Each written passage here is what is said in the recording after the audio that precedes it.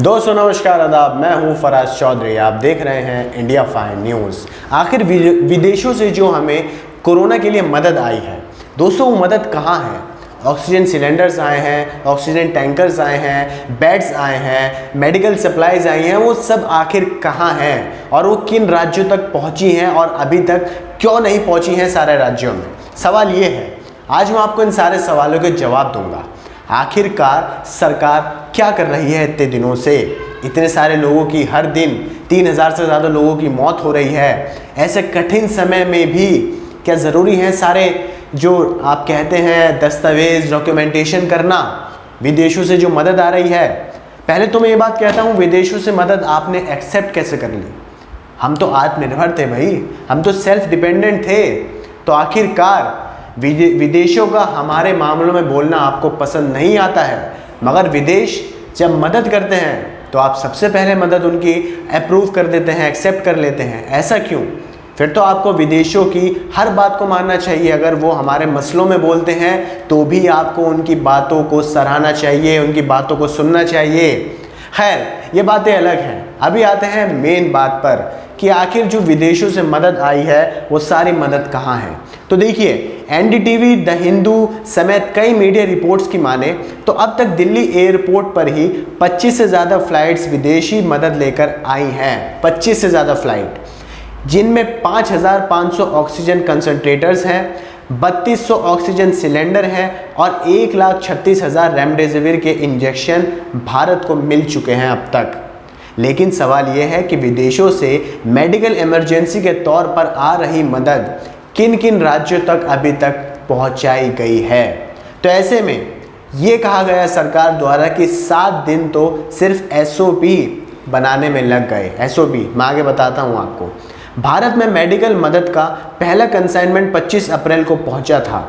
उसके बाद medical oxygen और लाइफ सेविंग ड्रग्स लगातार भारत में पहुंच रहे हैं। कायदे में आपात स्थिति को देखते हुए पहले दिन से ही इन सामानों का वितरण ज़रूरत वाले राज्यों को पहुंचाया जाना चाहिए था।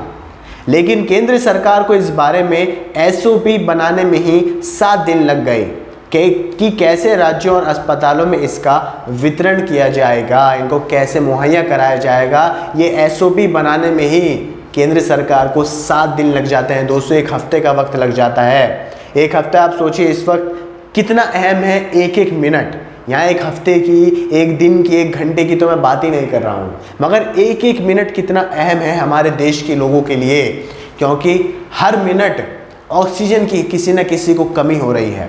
हर मिनट कोई आदमी हमारे देश में कहीं ना कहीं किसी कोने में दम तोड़ रहा है, या तो अस्पताल पर, या अपने घर पर, या सड़कों पर। इसके बाद इस मामले में नौकरशाही किस तरह काम कर रही है, इसे इस तरह समझा जा सकता है।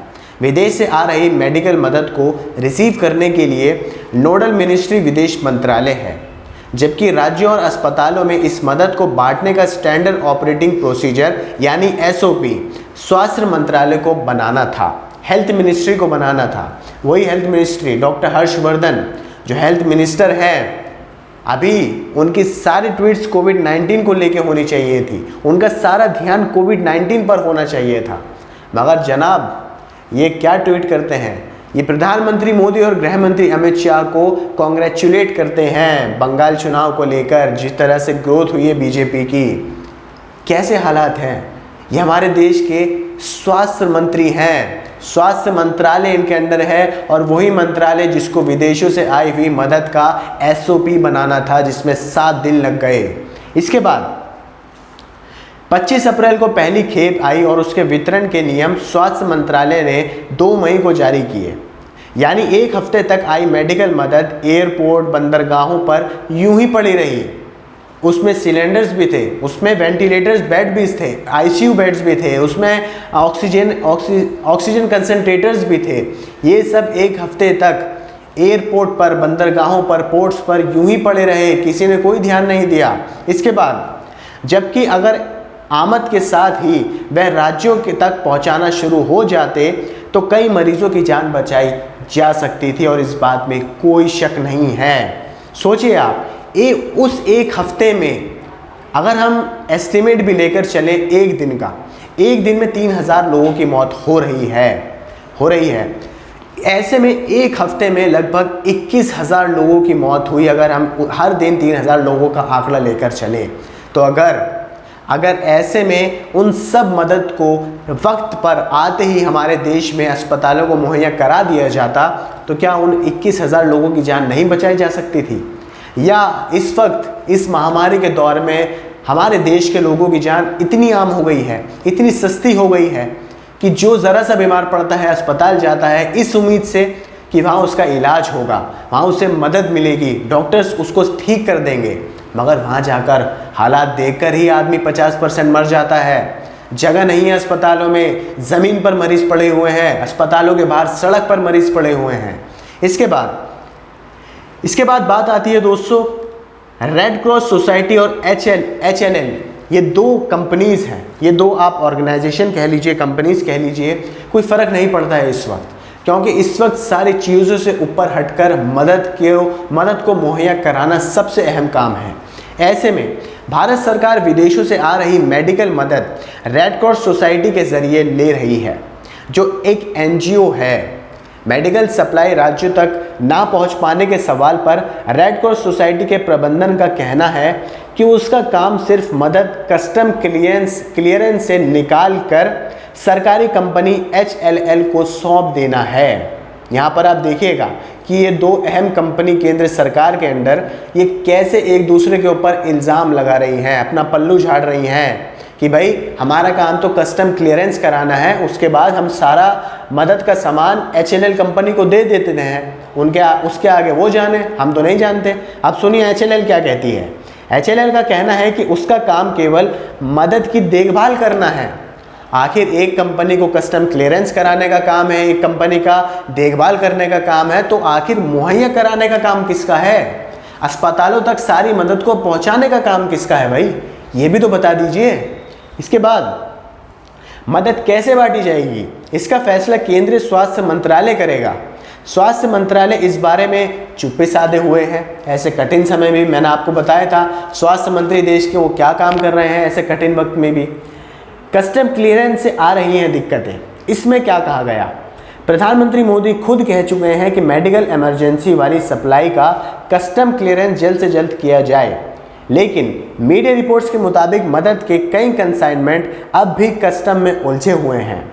देश के कई बड़े अस्पतालों ने अपने स्तर पर मेडिकल ज़रूरत की कुछ चीज़ें मंगाई हैं, लेकिन उन्हें भी आसानी से कस्टम क्लियरेंस नहीं मिल रहा है। सूत्रों के मुताबिक HLL को इस मदद की देखरेख का जिम्मा दिया गया है। एयरपोर्ट के आसपास बनाए गए गोदामों में बहुत सारे मेडिकल उपकरण यूं ही पड़े हुए हैं। गोदामों में सारे मेडिकल इक्विपमेंट्स जो ज़रूरतमंद हैं इस वक्त, वो सब ऐसे ही फालतू में पड़े हुए हैं, कोई इनको ले जाने वाला नहीं है। आप एक और बात यहाँ देखिए कि जितनी भी प्राइवेट अस्पताल हैं, जब उन्हें सरकार से मदद नहीं मिली तो उन्होंने अपने निजी तौर पर विदेशों से सामान मंगाया अपने पैसों से, और होता क्या है कि उनका सामान भी कस्टम क्लियरेंस पर रुक जाता है और फंसा हुआ है अब तक। आखिर पहले तो सरकार उनकी मदद नहीं करती है, उसके बाद जब वो अपने इंडिविजुअल तौर पर कुछ काम करते हैं, मदद मुहैया कराने की कोशिश करते हैं, तो कस्टम क्लियरेंस पर बात अटक जाती है आके। इसके बाद अब तक केवल केंद्र सरकार द्वारा संचालित अस्पतालों को ही मदद मिली है। इस बात में क्या है, देश के कई राज्यों में ऑक्सीजन और उसके इस्तेमाल से जुड़े उपकरणों को लेकर हाहाकार मचा हुआ है, लेकिन छत्तीसगढ़, तमिलनाडु, झारखंड जैसे राज्यों का कहना है कि उन्हें विदेश से आई मदद के नाम पर अभी तक कुछ नहीं मिला है, ठेंगा मिला है। भाजपा शासित राज्यों में भी अभी मदद नहीं पहुंची है, लेकिन वहां इस बारे में कोई बात नहीं करता, क्योंकि केंद्र सरकार की बात है, उनकी पार्टी की बात है। हालांकि केंद्रीय स्वास्थ्य मंत्रालय का इस पर कुछ और रुख है। मंत्रालय ने अपने एक बयान में कहा कि विदेश से अब तक करीब 40 लाख आइटम्स आए हैं, इनमें दवाओं समेत तमाम मेडिकल इक्विपमेंट्स भी शामिल हैं। ये जो सामान आए हैं इनमें से ऑक्सीजन सिलेंडर और कुछ जीवन रक्षक दवाएं 38 इंस्टीट्यूशंस और अस्पतालों को दे दी गई हैं, लेकिन द हिंदू की रिपोर्ट के मुताबिक इनमें से ज़्यादातर अस्पताल वे हैं जिन्हें केंद्र सरकार संचालित करती है। जो हॉस्पिटल्स सेंट्रल गवर्नमेंट के अंडर आते हैं, सिर्फ उन्हीं हॉस्पिटल्स में अब तक ये मदद पहुंची है। अगर दोस्तों दिल्ली का ही उदाहरण लिया जाए, दिल्ली के हालात आपको पता है, दिल्ली में इस वक्त कितने बुरे हालात हैं, ऑक्सीजन की कितनी ज़्यादा कमी है, और यहाँ का जो ऑक्सीजन का आप कह सकते हैं जो यहाँ का कैपेसिटी है, जितनी ज़रूरत है ऑक्सीजन की इस वक्त, वो बढ़कर 900 मीट्रिक टन हो गई है। पहले वो 700 MT पर थी, मगर अब 900 मीट्रिक टन पहुँच गई है। ऐसे में यहाँ the lady Hardinge medical college, Safdarjung अस्पताल, एम्स, DRDO और ITBP के अस्पताल को ऑक्सीजन उपलब्ध कराई गई है, जबकि दिल्ली उन शहरों में है जहाँ का हर हॉस्पिटल ऑक्सीजन की किल्लत से जूझ रहा है। राज्यों और उनके अस्पतालों को मेडिकल सप्लाई पर स्वास्थ्य मंत्रालय का यह कहना है कि गोवा, गुजरात, मध्य प्रदेश, महाराष्ट्र, उत्तर प्रदेश जैसे राज्यों में मदद भेजने की वजह से अभी तक और राज्यों में मदद नहीं भेज पाए हैं। स्वास्थ्य मंत्रालय का यह कहना है। हेल्थ मिनिस्ट्री, जो कि इस वक्त कह सकते हैं आपकी सबसे इम्पॉर्टेंट एस्पेक्ट है, सबसे इम्पॉर्टेंट मिनिस्ट्री है इस वक्त कोरोना के दौर में, और सारे लोगों को यही उम्मीद है कि सरकार इस कोविड-19 के संक्रमण को रोकने के लिए, इस लहर को रोकने के लिए कुछ विशेष कदम उठाए। बाहर के लोग हैं, जो बाहर के एक्सपर्ट्स हैं, डॉक्टर्स हैं, विदेशी, उन सब ने सरकार को ये ऑप्शन दिया है, ये एडवाइस दी है कि आप कंप्लीट लॉकडाउन लगा दीजिए 15-20 दिनों का देश में, कंप्लीट लॉकडाउन, संपूर्ण लॉकडाउन, सब कुछ बंद कर दीजिए, जिसकी वजह से कोरोना की चेन टूट जाए। मगर यहाँ हो क्या रहा है? प्रधानमंत्री मोदी ने मना कर दिया कि लॉकडाउन कोई ऑप्शन नहीं है, लॉकडाउन बिल्कुल लास्ट का एक ऑप्शन है जब हमारे पास कुछ नहीं बचता है। वैसे भी आपके पास कुछ नहीं बचा है प्रधानमंत्री जी, आपने हर चीज़ वो कर ली है जिससे कोरोना संक्रमण और बढ़ जाए। आपने रैलीज करी हैं बड़ी बड़ी, आपने कैंपेन्स करे हैं पश्चिम बंगाल, केरला, असम में जाकर, वहाँ पर आपने ये कहा है जनता से कि मैंने इतनी बड़ी भीड़ कभी नहीं देखी है। मतलब आप और ज़्यादा भीड़ को आमंत्रित कर रहे हैं कोरोना के दौर में। उसके बाद जब आप कोरोना को संभालने के लिए बैठते हैं तो आपके नेता अटपटे बयान पेश करते हैं, अजीब अजीब बातें पेश करते हैं, ऑक्सीजन सप्लाईज नहीं हो पाती हैं। दिल्ली जैसे राज्यों में, महाराष्ट्र जैसे राज्यों में वैक्सीन की इतनी ज़्यादा कमी है। दोस्तों यहाँ दो ही चीज़ें हैं जिससे इस लहर का सामना हम कर सकते हैं। एक, हम अपने इंडिविजुअल तौर पर, अपने निजी तौर पर हम पूरा ध्यान रखें, हम मास्क लगा कर रखें, हम हाथ धोते रहें, हम बाहर कम से कम निकलें। साथ में दूसरी चीज़, फुल वैक्सीनेशन, संपूर्ण कंप्लीट वैक्सीनेशन प्रोग्राम यहाँ लॉन्च करना पड़ेगा। अब आप लोग कहेंगे ये तो सरकार ने कर दिया, फिर क्यों बोल रहे हो भाई? मैं इसलिए बोल रहा हूँ क्योंकि सरकार ने पहले 45 साल से ऊपर के लोगों को वैक्सीन लगाने का प्रोग्राम शुरू किया, उसके बाद 1 तारीख से 18 से 44 साल के लोगों को वैक्सीन लगाने का प्रोग्राम शुरू किया गया। मगर आप किन्हें वैक्सीन लगा रहे हैं? आप कौन से भूत को वैक्सीन लगा रहे हैं जब आपके पास वैक्सीन ही नहीं है? आपके पास भतेरे इंटरनेट पर आंकड़े हैं, मैं आपको शो भी कर रहा हूँ स्क्रीन पर, आप देख सकते हैं कि कैसे वैक्सीन शॉर्टेज की वजह से महाराष्ट्र, दिल्ली जैसे राज्य संपूर्ण वैक्सीनेशन नहीं कर पा रहे हैं। लोगों को घंटों घंटों लाइनों में लगना पड़ रहा है, इस आस में वो अपने घर से निकल रहे हैं, खतरा मोल ले रहे हैं कि उन्हें वैक्सीन लग जाए, उनके पास एक प्रोटेक्शन तो आ जाए कम से कम इस कोरोना से लड़ने के लिए। मगर जब वो सेंटर पर पहुंचते हैं, कहीं उनका नंबर आने से पहले ही वैक्सीन ख़त्म हो जाती है, तो कहीं वैक्सीन पहले से ही नहीं होती है, आउट ऑफ स्टॉक होती है।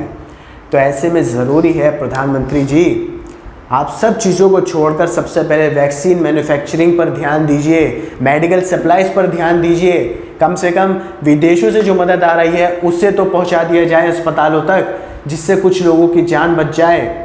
वरना अभी ये आंकड़ा शायद आपके लिए बहुत छोटा हो, 3000 का, 3.5 लाख का, मगर अभी पीक आनी बाकी है।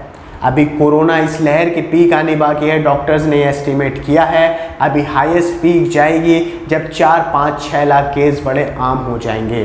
तो क्या उसके लिए हम तैयार हैं?